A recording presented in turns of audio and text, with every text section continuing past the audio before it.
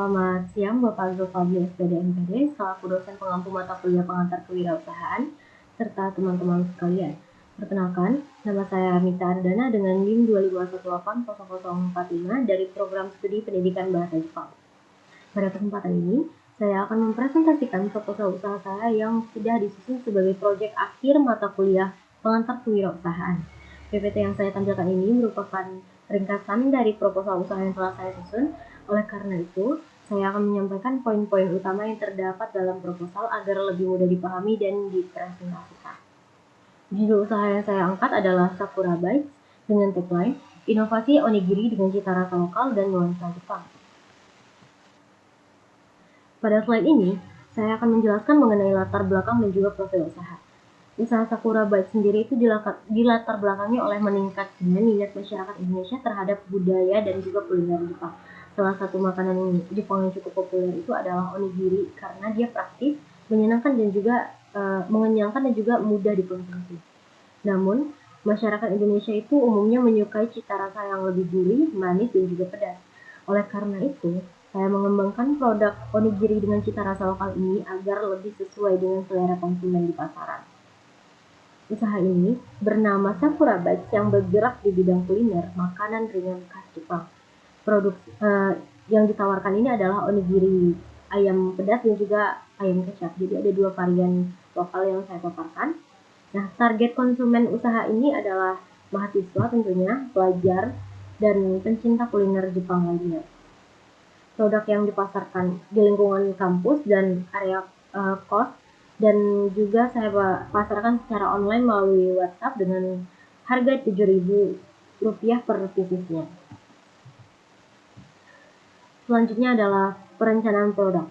Nah, bahan baku yang digunakan meliputi beras putih, daging ayam, kecap, manis, cabai, nori, serta bumbu-bumbu pendukung lainnya.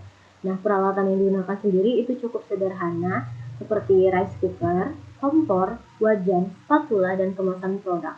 Ini rata-rata sudah ada di kos atau yang sudah tersedia. Nah, proses produksi ini dimulai dari memasak nasi hingga pulen, kemudian menyiapkan isian ayam pedas atau ayam kecapnya yang ada dua varian tadi, yaitu pedas dan manis. Setelah itu nasi dibentuk menjadi segitiga khas onigiri Jepang. Nah, dan kemudian diberi isian berupa ayam tadi yang sudah diolah menjadi ayam pedas dan juga ayam kecap. Kemudian dibungkus dengan nori di bagian luarannya dan dikemas secara higienis sebelum dipasarkan kepada konsumen. Pada bagian perencanaan keuangan, modal awal yang kita butuhkan adalah sekitar Rp80.000. Biaya produksi untuk satu kali produksi itu sebesar Rp60.000 dengan kapasitas produksi sebanyak 15 pieces onigiri. Dengan harga Rp7.000 per piecesnya, total pendapatan yang diperoleh itu adalah Rp105.000. Nah, dari perhitungan tersebut itu diperoleh keuntungan sekitar Rp45.000 untuk setiap kali produksinya.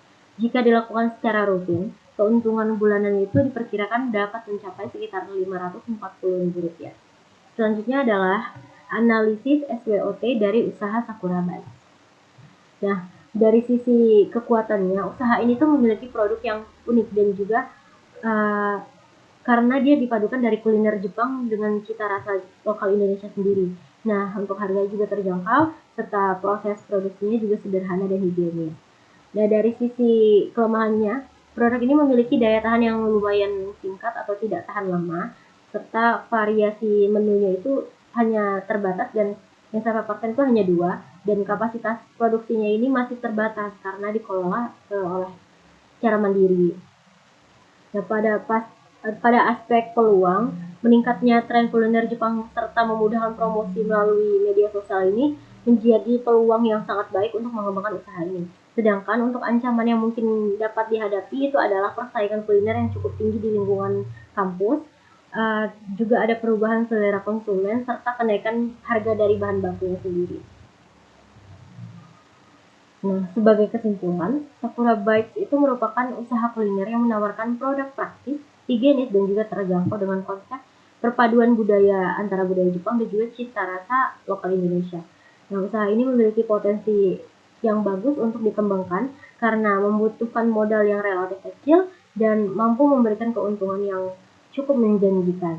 Untuk pengembangannya ke depan, usaha ini dapat menambahkan variasi menunya, seperti mungkin akan ada selanjutnya itu rasa mayo, teriyaki, mungkin untuk tempe orek, dan itu akan diterapkan sistem pre-order.